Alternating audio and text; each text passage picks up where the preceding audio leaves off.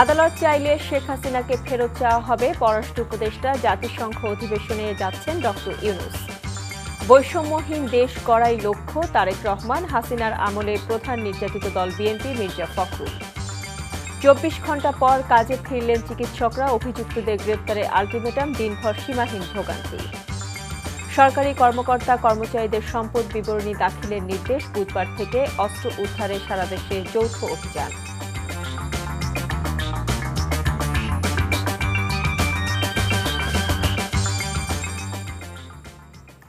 আসসালামু আলাইকুম, মোহসেনা শাওন আপনাদের সবাইকে আমন্ত্রণ জানাচ্ছি এনটিভির মধ্যরাতের খবরে। ক্রাউন সিমেন্ট শিরোনাম দেখছিলেন, এবার পুরো খবর। দেশকে নির্বাচনের রোডম্যাপে তুলতে নির্বাচন কমিশন, আইনশৃঙ্খলা বাহিনী, দুদক সহ সাংবিধানিক প্রতিষ্ঠানগুলোকে অগ্রাধিকার ভিত্তিতে সংস্কার করতে অন্তর্বর্তীকালীন সরকারের প্রতি আহ্বান জানিয়েছেন বিএনপি ভারপ্রাপ্ত চেয়ারম্যান তারেক রহমান। তবে সংস্কারকে টেকসই ও কার্যকর করতে একটি নির্বাচিত সংসদ প্রয়োজন বলে মনে করেন তিনি, যাতে সংস্কার প্রক্রিয়ায় জনগণের প্রত্যক্ষ অংশগ্রহণ নিশ্চিত হয়। গণভবনকে গুম, খুন ও গণহত্যার জাদুঘর করার ঘোষণাও দিয়েছেন তিনি। ইমরুল আহসানের রিপোর্ট। প্রতিষ্ঠার ৪৬ বছর পার করল বাংলাদেশ জাতীয়তাবাদী দল বিএনপি। এই উপলক্ষে লন্ডন থেকে ভিডিও বার্তায় দলের ভারপ্রাপ্ত চেয়ারম্যান তারেক রহমান বলেন, সরকার কিংবা বিরোধী দল বিএনপি সবসময় দেশ ও জনগণের স্বার্থ সমুন্নত রেখেছে। ৫ই আগস্ট স্বৈরাচারের পতনে নতুন এক দেশ গড়ার সুযোগ সৃষ্টি হয়েছে মন্তব্য করে তিনি বলেন, স্বৈরাচারের দোসররা গণ অভ্যুত্থানের সাফল্য নস্যাৎ করার চক্রান্ত অব্যাহত রেখেছে। আমি বিশ্বাস করি, বাংলাদেশের পক্ষে শক্তি সতর্ক থাকলে বাংলাদেশকে আর বিপথে নেওয়া যাবে না, আর পথ হারাবে না আমাদের এই প্রিয় বাংলাদেশ। নির্বাচন ও রাষ্ট্র সংস্কার ইস্যুতে দলের অবস্থানও তুলে ধরেন তারেক রহমান। রাষ্ট্র সংস্কারে প্রথম পদক্ষেপ হিসাবে অগ্রাধিকার ভিত্তিতে নির্বাচন কমিশন, আইন শৃঙ্খলা বাহিনী, জনপ্রশাসন, দুদক সহ সাংবিধানিক প্রতিষ্ঠানগুলো সংস্কার কিংবা পুনর্গঠন জরুরি। তবে টেকসই এবং কার্যকর উপায়ে রাষ্ট্র সংস্কার করতে হলে সংস্কার প্রক্রিয়ার সঙ্গে অবশ্যই জনগণের প্রত্যক্ষ অংশগ্রহণ থাকা জরুরি। সুতরাং জনগণের প্রত্যক্ষ ভোটে একটি জনপ্রতিনিধিত্বশীল রাষ্ট্র এবং সরকার গঠনের লক্ষ্যে দেশকে নির্বাচনী রোডম্যাপে তোলার জন্য প্রয়োজনীয় রাষ্ট্র সংস্কারের জন্য জনগণ অন্তর্বর্তীকালীন সরকারকে সব রকমের সহায়তা করতে প্রস্তুত। গণভবন স্বৈরাচার শেখ হাসিনার দুর্নীতি, দুঃশাসন আর অপকর্মের প্রতীক হিসেবে চিহ্নিত হয়ে থাকবে বলে মন্তব্য করেন বিএনপির ভারপ্রাপ্ত চেয়ারম্যান। এই গণভবনকে গুম, খুন, অপহরণ এবং গণহত্যার মিউজিয়াম হিসাবে প্রতিষ্ঠার দাবি উঠেছে। ২০০৯ সালের পিলখানায় সেনা হত্যা থেকে শুরু করে ২০১৩ সালে শাপলা চত্বর হত্যাকাণ্ড এবং গণতন্ত্র পুনরুদ্ধার আন্দোলনের সময় গুম ও বিচার বহির্ভূত হত্যাকাণ্ড, ২০২৪ সালে গণ অভ্যুত্থানে শহীদ এবং গুম হওয়া মানুষদের স্মৃতিগুলো এই মিউজিয়ামে সংরক্ষিত থাকবে। অবৈধ ক্ষমতায় থাকার জন্য বাংলাদেশে আর কোনো শাসক যাতে স্বৈরাচারী হাসিনার মতন বর্বরচিত পথ অনুসরণ না করে, ভবিষ্যৎ প্রজন্মের কাছে এই মিউজিয়ামেই সেই বার্তাই বহন করবে। ইনসাফ ও উদারতা দিয়ে মানুষের মন জয় করতে নেতাকর্মীদের প্রতি আহ্বান জানান তারেক রহমান। প্রজন্মের কাছে ইমরুল আহসান, এনটিভি নিউজ, ঢাকা। স্বৈরাচার শেখ হাসিনা হটাও আন্দোলনে বিএনপির অবদান খাটো করে দেখা হচ্ছে বলে মন্তব্য করেছেন দলের মহাসচিব মির্জা ফখরুল ইসলাম আলমগীর। রোববার দলের প্রতিষ্ঠা বার্ষিকীর অনুষ্ঠানে তিনি বলেছেন, গণতন্ত্রের জন্য এতদিন লড়াই করেছে বিএনপি। গণতন্ত্র পুরোপুরি প্রতিষ্ঠা না হওয়া পর্যন্ত সেই আন্দোলন চলবে। ইমরুল আহসানের আরেকটি রিপোর্ট। দলের প্রতিষ্ঠাতাকে স্মরণ করতে বিএনপি নেতাকর্মীদের ঢল শেরেবাংলা নগরে শহীদ রাষ্ট্রপতি জিয়াউর রহমানের মাজারে। রাজধানীর বিভিন্ন এলাকা থেকে আসা হাজার হাজার নেতাকর্মী নিয়ে শহীদ জিয়ার প্রতি শ্রদ্ধা জানান বিএনপির মহাসচিব। এ সময় মির্জা ফখরুল বলেন, মুক্ত পরিবেশে নতুন বাংলাদেশ গড়াই তাদের লক্ষ্য। বাংলাদেশকে নতুন করে গড়ে তোলবার জন্য তিনি যে কাজ করছেন সেই বাংলাদেশকে গড়ে তুলবার জন্য আজকে আমরা প্রতিজ্ঞাবদ্ধ হয়েছি, শপথ নিয়েছি এবং যে কোনো বাধাই আসুক সব চ্যালেঞ্জকে মোকাবেলা করে বাংলাদেশে গণতন্ত্র সুপ্রতিষ্ঠা করা। বিশিষ্ট চিকিৎসক। বন্যার কারণে এবার সীমিত পরিসরে প্রতিষ্ঠাবার্ষিক পালন করছে বিএনপি। দুপুরে নয়াপল্টনে কেন্দ্রীয় কার্যালয়ের সামনে আয়োজন করা হয় মিলাদ মাহফিলের। ফ্যাসিবাদী শাসনের বিরুদ্ধে আন্দোলনে বিএনপি সবচেয়ে বেশি ক্ষতিগ্রস্ত হয়েছে বলে দাবি করেন দলের নেতারা। বাংলাদেশ জাতীয়তাবাদী দলকে বিভিন্নভাবে আখ্যায়িত করে বাংলাদেশ জাতীয়তাবাদী যে কৃতিত্ব, সেই কৃতিত্বকে নস্যাৎ করার চেষ্টা চলছে। আমরা খুব পরিষ্কার করে বলতে চাই, আমরা গণতন্ত্রের জন্য সংগ্রাম করেছি, আমাদের এই সংগ্রাম অবশ্যই চলবে। যে জঞ্জাল আওয়ামী লীগ দিয়ে গেছে সেই জঞ্জালগুলোকে কিছুদিন সাফ করতে হবে। জনগণের কাঙ্ক্ষিত যে নির্বাচন, সেই নির্বাচন দিয়ে জনগণের ভোটে নির্বাচিত পার্লামেন্ট ও তার জন্য সরকার গঠন করতে হবে। আমরা যারা 17 বছর আন্দোলন করেছি, রাজপথ প্রকম্পিত করেছি, আমাদের কর্মীদের অবদানকে ভুলে গেলে হবে না। এই আন্দোলনে ছাত্র জনতার আন্দোলন, এখানে ছাত্রদের পাশে যেই জনতা ছিল সেই জনতা হলো বিএনপির একটা অংশ, তার সঙ্গে ছিল। পরে অনুষ্ঠিত দোয়ায় বন্যায় ক্ষতিগ্রস্তদের পাশাপাশি আন্দোলনে নিহত ছাত্র জনতার আত্মার মাগফিরাত কামনা করা হয়। Imrul Hasan, NTV news, Dhaka.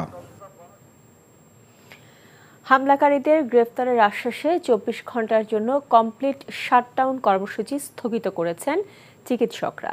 আন্দোলনকারী চিকিৎসকরা জানান, হাসপাতাল ও ক্লিনিকে জরুরি চিকিৎসা নিতে আসা রোগীদের এবং যারা হাসপাতালে ভর্তি আছেন তাদের সেবা দেওয়া হবে। তবে চেম্বারে রোগী দেখা ও বিশেষজ্ঞ চিকিৎসা সেবা দেওয়া বন্ধ থাকবে। এদিকে অভিযুক্তদের দ্রুত গ্রেফতার করা হবে বলে জানিয়েছেন স্বাস্থ্য উপদেষ্টা ও বৈষম্য বিরোধী ছাত্র আন্দোলনের নেতারা। আবির আহমেদের রিপোর্ট। 24 ঘন্টা পর রোববার রাত 8:45 থেকে আইনশৃঙ্খলা বাহিনীর কড়া নিরাপত্তা ব্যবস্থার মধ্য দিয়ে ঢাকা মেডিকেল কলেজ হাসপাতালের জরুরি বিভাগের চিকিৎসা সেবা শুরু হয়েছে। কমপ্লিট শাটডাউন মানে হচ্ছে জরুরি সেবা সহ সব বন্ধ রাখা, সেটা থেকে ওনারা সরে এসেছেন। তবে আগামী 7 দিন হাসপাতালের আউটডোর সেবা দেওয়া হবে না বলে জানান আন্দোলনরত চিকিৎসকেরা। আর রোববার রাত 8টার মধ্যে আসামিদের গ্রেপ্তার করা না হলে কর্মসূচি চলবে বলেও হুঁশিয়ারি দেন তারা। আগামী 24 ঘন্টার মধ্যে যদি অপরাধীকে গ্রেপ্তার করে আইনের আওতায় এনে জনসম্মুখে ভিজিবল না করা হয় তাহলে আগামীকাল রাত 8টার পরে আবার এই শাটডাউন কর্মসূচি চলবে। এর আগে দিনভর অসংখ্য রোগীর ভিড় দেখা যায় ঢাকা মেডিকেল কলেজ হাসপাতালে।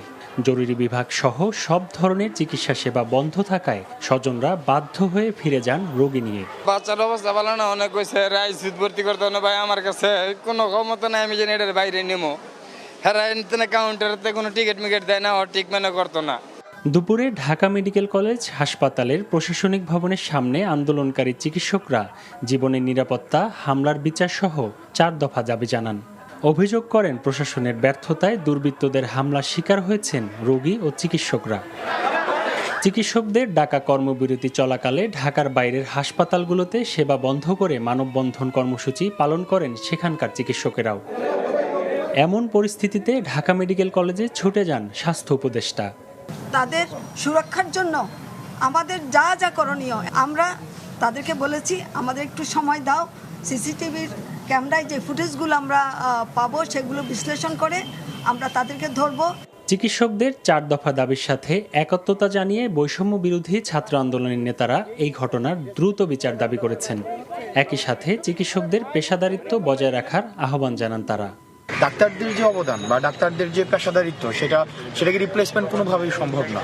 এখন ডাক্তারদের উপরে যে অযাচিত যে হামলাগুলো হচ্ছে সেটিকে আমরা অবশ্যই নিন্দা জানাই। না জেনে না শুনে উনি ওইটার সাথে ইনভলভ কিনা, ওনার কোনো দায় আছে কিনা কিচ্ছু না জেনে তাকে ফিজিক্যালি অ্যাসল্ট করতে, অর্থাৎ মারতে মারতে এখানে নিয়ে আসা হয়েছে ডিরেক্টরের রুমে। এটা কি কোনো একজন সুস্থ মানুষ করতে পারে? এটা পারে না। শনিবার রাতে চিকিৎসা নিতে আসা রোগীদের এক পক্ষ আরেক পক্ষের উপর দেশীয় অস্ত্র নিয়ে হামলা চালায় ঢাকা মেডিকেলের ভেতরে। এতে আতঙ্ক ছড়িয়ে পড়ে চিকিৎসকদের ভেতরে। অপরাধীদের গ্রেপ্তারের দাবিতে আন্দোলনে নামেন চিকিৎসকরা। আবির আহমেদ, এনটিভি নিউজ, ঢাকা। সব সরকারি চাকরিজীবীর সম্পদের হিসাব নেবে সরকার। এ সিদ্ধান্ত নিয়েছে জনপ্রশাসন মন্ত্রণালয়। রোববার জনপ্রশাসন মন্ত্রণালয়ের এক সংবাদ বিজ্ঞপ্তিতে এ তথ্য জানানো হয়েছে। জনপ্রশাসন মন্ত্রণালয়ের সিনিয়র সচিব স্বাক্ষরিত নির্দেশনায় বলা হয়েছে, সকল সরকারি কর্মচারীকে সম্পদ বিবরণী দাখিল করতে নির্দেশ প্রদান করা হয়েছে। সেক্ষেত্রে কোন পদ্ধতিতে কিভাবে এই সম্পদ বিবরণী জমা দেবেন সরকারি চাকরিজীবীরা সে বিষয়ে শীঘ্রই বিস্তারিত নির্দেশনা আসতে পারে। দেশে বর্তমানে প্রায় 15 লাখ সরকারি কর্মচারী রয়েছেন। 5 বছর পর পর এসব সরকারি কর্মচারীর নিজ সম্পদ বিবরণী নিয়ন্ত্রণকারী কর্তৃপক্ষের কাছে জমা দেওয়ার কথা। তবে চাকরির সেই আচরণবিধি তেমন কেউই মানছেন না। অবৈধ অস্ত্র উদ্ধারে আগামী বুধবার থেকে সারা দেশে যৌথ অভিযান চালানো হবে বলে জানিয়েছে স্বরাষ্ট্র মন্ত্রণালয়। রোববার স্বরাষ্ট্র মন্ত্রণালয়ের এক সংবাদ বিজ্ঞপ্তিতে এ তথ্য জানানো হয়েছে।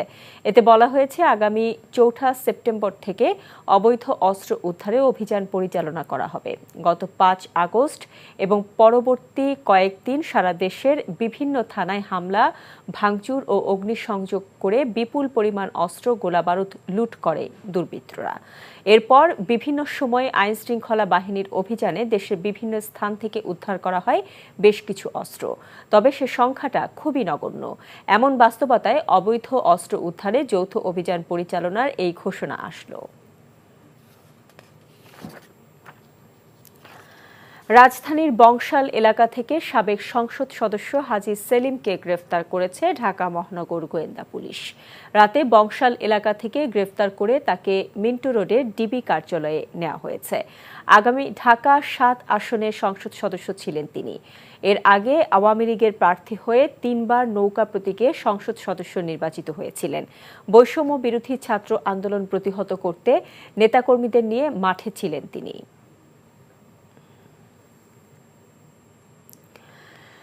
পুলিশ জনগণের বন্ধু, তা এখনও প্রমাণ করা যায়নি উল্লেখ করে পরিবেশ ও জলবায়ু পরিবর্তন বিষয়ক উপদেষ্টা বলেছেন, জাতিসংঘের তদন্ত কমিটি গণহত্যার পুনরাবৃত্তি রোধে ও জনমুখী পুলিশ করে তুলতে পরামর্শ দেবে। আর বাজারে নিত্যপণ্যের দাম মোটামুটি সন্তোষজনক আছে, তবে মানুষজনকে আরও স্বস্তি দিতে চেষ্টা করা হচ্ছে বলে জানিয়েছেন বাণিজ্য উপদেষ্টা। রোববার সচিবালয়ে আলাদা অনুষ্ঠান শেষে এসব বলেন তারা। রিপোর্ট করছেন রোকনউদ্দিন।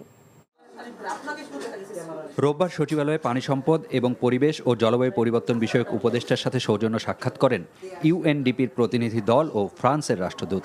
এ সময় জীববৈচিত্র্য, জলবায়ু পরিবর্তন সহ চলমান প্রকল্পে সহায়তা অব্যাহত রাখার পাশাপাশি আরও সহায়তার আশ্বাস মিলেছে বলে জানান উপদেষ্টা। আর বন্যার ক্ষতি কমাতে উজানের দেশকে আগাম তথ্য দিতে চিঠি দেয়া সহ বেশ কিছু পদক্ষেপ নেওয়া হবে বলেও জানান তিনি। শুধুমাত্র মন্ত্রণালয় এবং বোর্ড পর্যায়ে কোনো সিদ্ধান্ত আর হবে না, স্থানীয় জনগোষ্ঠীকে শুনেই সিদ্ধান্তে যাব। এটা বুঝবার জন্যই আমরা গণশুনানিটা করব। এ সময় আইনজীবী হিসেবে বর্তমানে মামলার ধরন ও আদালত চত্বরে মারধরের বিষয়ে তার কাছে জানতে চান সাংবাদিকরা। আমাদেরকে বিব্রত করার জন্য অনেক কিছু হবে। যখন একজন ব্যক্তি মামলা করে তখন সেই ব্যক্তিকে তো আর আমরা আটকাতে পারবো না, কিন্তু কোনোভাবেই যেন নির্দোষ কেউ কোনো হয়রানির মুখোমুখি না হয়, সেটা অন্তর্বর্তীকালীন সরকার অবশ্যই নিশ্চিত করার চেষ্টা করবে। পুলিশ যে জনগণের বন্ধু, এটা প্রমাণ করা এখনো সম্ভব হয়নি। আমরা সবসময় বলেছি যে পুলিশ হয় এই দলকে দিয়ে ব্যবহৃত হয়েছে, নতুবা ওই দলকে দিয়ে ব্যবহৃত হয়েছে। জাতিসংঘের ফ্যাক্ট ফাইন্ডিং মিশনে যদি আপনি কার্যপরিধি দেখেন, সেখানে উল্লেখ করা আছে যে এই ঘটনা যাতে আর কখনো না ঘটে, সেজন্য সিকিউরিটি রিফর্মস কি নিতে হবে সেগুলোর ব্যাপারেও তারা আমাদেরকে বলবেন। আর বিকেলে সচিবালয়ে পোল্ট্রি খাত সংশ্লিষ্ট ব্যবসায়ীদের সাথে বৈঠকে উৎপাদন বাড়ানোর ওপর জোর দেন বাণিজ্য উপদেষ্টা। জিনিসপত্রের দাম একেবারে খুব খারাপ বা হতাশাব্যঞ্জক না, আমার মনে হয় মোটামুটি সন্তোষজনক অবস্থায় আছে। এটা যেন আরো সন্তোষজনক বেটার হলো, আর যেন সুখ হয়, লোকজন যেন আরো কমফোর্টেবল হয়, সেটা আমরা চেষ্টা। পণ্যের সাশ্রয়ী মূল্য নিশ্চিত করতে জাতীয় ভোক্তা অধিকার অধিদপ্তর যথাযথ তদারকি করবে বলেও জানান বাণিজ্য উপদেষ্টা। Roknuddin, NTV news, Dhaka. স্বৈরাচারী হাসিনার সরকার 16 বছর দেশের সব প্রতিষ্ঠান ধ্বংস করেছে। তাই রাষ্ট্র সংস্কার ছাড়া জাতীয় নির্বাচন দিলে সেটা অর্থবহ হবে না বলে মন্তব্য করেছেন বাংলাদেশ জামায়াতে ইসলামীর আমির ডক্টর শফিকুর রহমান। রোববার সকালে কুষ্টিয়ার কুমারখালীর আলাউদ্দিন নগর শিক্ষা পার্ক অডিটোরিয়ামে বৈষম্য বিরোধী ছাত্র আন্দোলনে শহীদ পরিবারের সদস্যদের সাথে মত বিনিময় সভা শেষে তিনি এসব কথা বলেন। জামায়াতের আমির বলেন, অন্তর্বর্তী সরকারকে তারা যৌক্তিক সময় দেবে, তবে সেটা যাতে দীর্ঘ না হয়।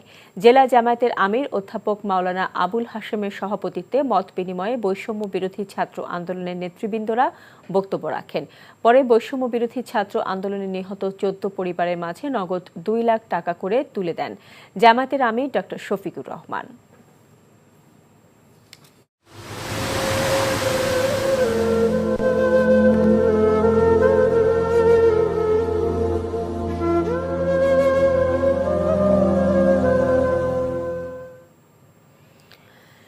বুকের ভেতর থেকে নামছে না বানভাসী মানুষের কষ্টের পাহাড়, পানি নামছে ধীরে। নোয়াখালীর সেনবাগ সোনাইমুড়ি উপজেলার বানভাসী দুর্গম অঞ্চলে নেই পর্যাপ্ত ত্রাণও। মেম্বার চেয়ারম্যানরা না থাকায় পানিতে ডোবা ইউনিয়নের মানুষের অভিযোগ জানানোর জায়গাই বা কই।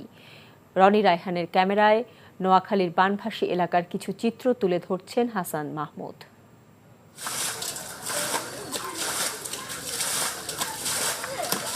বাড়ি ভর্তি পানি, ডুবেছিল ঘর, উঠোন, টয়লেট সবই।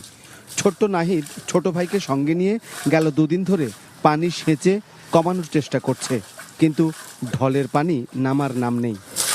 আমাদের বন্যা বাড়িঘর সব ডুবে গেছে, এখন স্কুল বন্ধ, মাদ্রাসা বন্ধ, এজন্য আমরা এগুলো শিখতেছি। কতক্ষণ ধরে সেচতেছ? প্রায় 2 ঘন্টার মতো। কতদূর গেছে পানি? অনেক গেছে। কতটুক ছিল? নোয়াখালীর সেনবাগ, সোনাইমুড়ি, বেগমগঞ্জ কিংবা সদর এলাকার ঘরবাড়ির পানি ধীর গতিতে নামছে। মাটির ঘরের আড় ভেঙেছে, পুকুরের পাড় ভেঙেছে, ঝাড় জঙ্গল আর ডোবানালা হয়েছে পানিতে থই থই, মিলেমিশে সব একাকার। পুকুরের মাছ গেছে ভেসে, মাটির ঘরের মেঝেও পড়ছে খসে। ঘুরে দাঁড়াবার চেষ্টা করছে মানুষ, কিন্তু পানি নামছে না খুব একটা।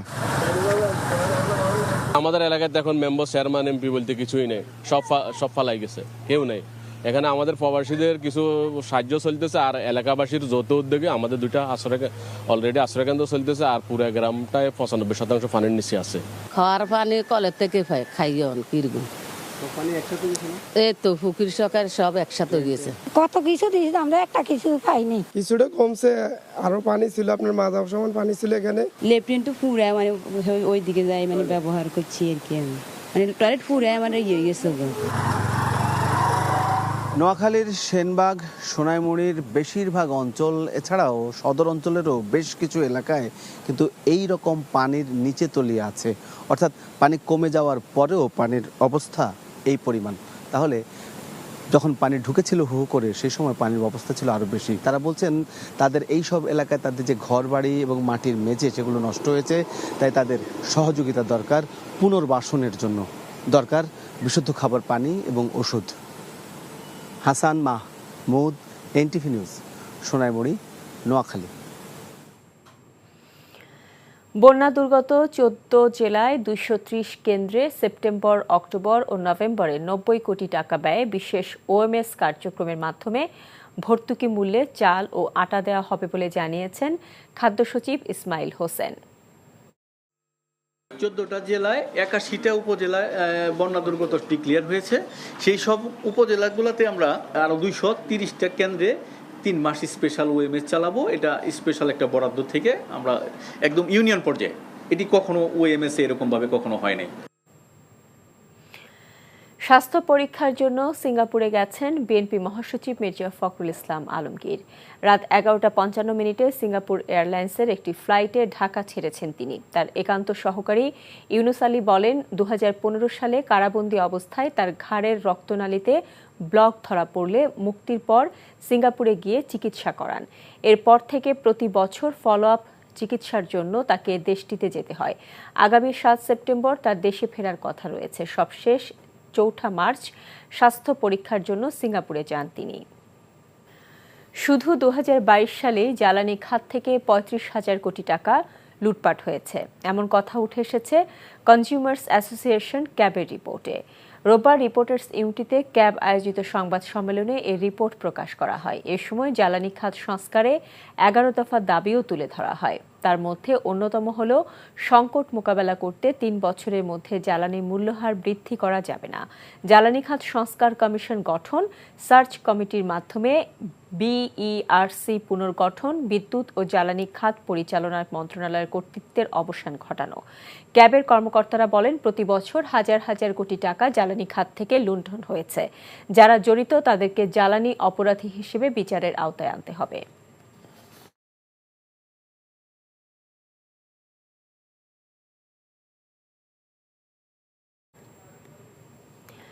আওয়ামী লীগের অধীনে অনুষ্ঠিত জাতীয় সংসদ নির্বাচনগুলোতে জাতীয় পার্টিকে ভয়ভীতি দেখিয়ে জোর করে অংশ নিতে বাধ্য করা হয়েছিল বলে জানিয়েছেন জাতীয় পার্টির চেয়ারম্যান জিএম কাদের। রোববার বিকেলে দলটির বনানী কার্যালয়ে ব্রিফিংয়ে একথা জানান তিনি। প্রধান উপদেষ্টার সাথে শনিবার জাতীয় পার্টি বৈঠকের পর দলটির চেয়ারম্যানের পক্ষ থেকে আনুষ্ঠানিক এই ব্রিফিংয়ের আয়োজন করা হয়। এ সময় তিনি জানান, রাষ্ট্র কাঠামো সংস্কার করার পর দ্রুত একটি অবাধ ও সুষ্ঠু নির্বাচন দিতে হবে, তবে এজন্য বর্তমান সরকারকে নির্দিষ্ট কোনো সময়সীমা বেঁধে দিতে চান না বলেও জানান জিএম কাদের। একই সাথে তিনি কথা বলেন বিগত দিনে আওয়ামী লীগের একতরফা নির্বাচন প্রসঙ্গেও। আন্তর্জাতিক অপরাধ ট্রাইব্যুনালে আইন সংশোধন নিয়ে মিশ্র মত দুই আইনজীবীর। এক সময়ে ট্রাইব্যুনালের আইনজীবী অ্যাডভোকেট তাজুল ইসলাম বলেছেন, ন্যায় বিচার নিশ্চিত করতে হলে বিচারের আগে আইন সংশোধন করতে হবে। আর অ্যাডভোকেট গাজী MH তামিম মনে করেন, বিদ্যমান আইনেই বিচার সম্ভব। ট্রাইব্যুনালের বেশ কিছু সংস্কার প্রয়োজন। আমরা মনে করি অতীতের অভিজ্ঞতার থেকে ট্রাইব্যুনালের যারা বিচারক হবেন তাদের নিয়োগকে চ্যালেঞ্জ করার জন্য বিধান থাকা উচিত। সেই বিধান সংবলিত করে আইনটির একটা সংশোধন হওয়া দরকার। বিচারকে স্বচ্ছ করতে হলে সাক্ষ্য আইন, সেই সাক্ষ্য আইন সম্পূর্ণভাবে আন্তর্জাতিক অপরাধ ট্রাইব্যুনালের বিচারের ক্ষেত্রে প্রযোজ্য হওয়া উচিত। আইনে এই বিধানটা সংযোজন করা প্রয়োজন যে কোনো দলের, কোনো সংগঠনের যদি বিচার হয়, শাস্তি প্রমাণিত হলে কি সাজা দেয়া যাবে সেটা আইনে অন্তর্ভুক্ত করা প্রয়োজন। এই আইন এবং বিধি যেমনটি আছে তেমন রেখেই এখানে বিচার করা সম্ভব, এবং এই আইন এবং বিধির যতটুকু লেখনা ছিল জাজমেন্ট দিয়ে সে সকল লেখনাগুলো ফিল আপ করে দেওয়া হয়েছে। প্রয়োজন হলো ন্যায় বিচারক নিয়োগ করা, প্রয়োজন হলো দক্ষ এবং যোগ্য প্রসিকিউশন নিয়োগ করা, প্রয়োজন হলো আন্তর্জাতিকভাবে অ্যাকসেপ্টেড কিছু তদন্ত সংস্থার কর্মকর্তা এবং অফিসার নিয়োগ করা। মক্কায় অনুষ্ঠিত 44তম কিং আব্দুল আজিজ আন্তর্জাতিক কোরআন প্রতিযোগিতায় গ্রুপ চ্যাম্পিয়ন হাফেজ আনাস বিন আতিককে শুভেচ্ছা জানিয়েছে NTV. NTV chairman Mohammad Mosaddek Ali বিজয়ী এবং তার প্রশিক্ষকদের অভিনন্দন জানিয়েছেন। সৌদি আরবের ইসলাম ও দাওয়াত বিষয়ক মন্ত্রণালয়ের তত্ত্বাবধানে 44তম বাদশাহ আব্দুল আজিজ আন্তর্জাতিক কোরআন প্রতিযোগিতায় মোট 123টি দেশের 174 জন প্রতিযোগী অংশ নেন। প্রতিযোগীদের মধ্যে তৃতীয় গ্রুপে প্রথম স্থান অর্জন করেছে আনাস বিন আতিক, আর একই প্রতিযোগিতায় চতুর্থ গ্রুপে প্রথম স্থান অধিকার করেছে মার্কাজু ফয়জিল কোরআনের ছাত্র হাফেজ মুয়াজ মাহমুদ। এর আগে মুয়াজ বিন আনাস এনটিভিতে প্রচারিত কোরআনের আলো অনুষ্ঠানে দ্বিতীয় স্থান লাভ করেছিল।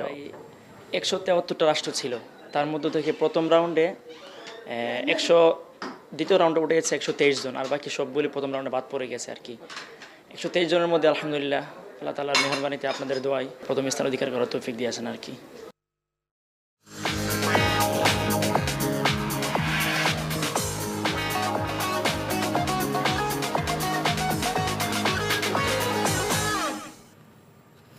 নগদ নিবেদিত অর্থনীতির খবর। চলতি সপ্তাহে ব্যাংক থেকে সর্বোচ্চ 5 লাখ টাকা পর্যন্ত তোলা যাবে। রোববার থেকে এই নিয়ম চালু করতে বাংলাদেশ ব্যাংক শনিবার এই নির্দেশনা দেয়। দেশে পরিবর্তিত পরিস্থিতিতে কয়েক সপ্তাহ ধরে এরকম বেশ কিছু নির্দেশনা দিতে হয়েছে নিয়ন্ত্রক এই সংস্থাটিকে। গত সপ্তাহে 4 লাখ টাকা পর্যন্ত তোলা যেত, তার আগে সপ্তাহে সর্বোচ্চ 3 লাখ টাকা উত্তোলনের সুযোগ ছিল। একইভাবে তার আগে 2 সপ্তাহে যথাক্রমে সর্বোচ্চ 2 লাখ ও 1 লাখ টাকা করে উত্তোলনের সুযোগ দেওয়া হয়েছিল। অর্থাৎ 4 সপ্তাহ ধরে টাকা তোলার সীমা 1 লাখ করে বাড়ানো হয়েছে। আদালত চাইলে শেখ হাসিনাকে ফেরত চাওয়া হবে, পররাষ্ট্র উপদেষ্টা। জাতিসংঘ অধিবেশনে যাচ্ছেন ডক্টর ইউনূস। বৈষম্যহীন দেশ গড়াই লক্ষ্য, তারেক রহমান। হাসিনার আমলে প্রধান নির্যাতিত দল বিএনপি, মির্জা ফখরুল। 24 ঘণ্টা পর কাজে ফিরলেন চিকিৎসকরা। অভিযুক্তদের গ্রেফতারে আলটিমেটাম, দিনভর সীমাহীন ভোগান্তি। সরকারি কর্মকর্তা কর্মচারীদের সম্পদ বিবরণী দাখিলের নির্দেশ। বুধবার থেকে অস্ত্র উদ্ধারে সারা দেশে যৌথ অভিযান। এই ছিল মধ্যরাতের খবরে। এই খবরের ভিডিও সহ আপডেট জানতে ভিজিট করুন এনটিভি অনলাইন www.ntvbd.com। এছাড়াও এনটিভি জনপ্রিয় সব অনুষ্ঠান ও খবরের আপডেট জানতে ভিজিট করুন আমাদের ইউটিউব ও ভেরিফাইড ফেসবুক পেজ। সকাল 7:30টায় সকালের খবর দেখার আমন্ত্রণ রইল। এতক্ষণ সাথে থাকার জন্য সবাইকে ধন্যবাদ।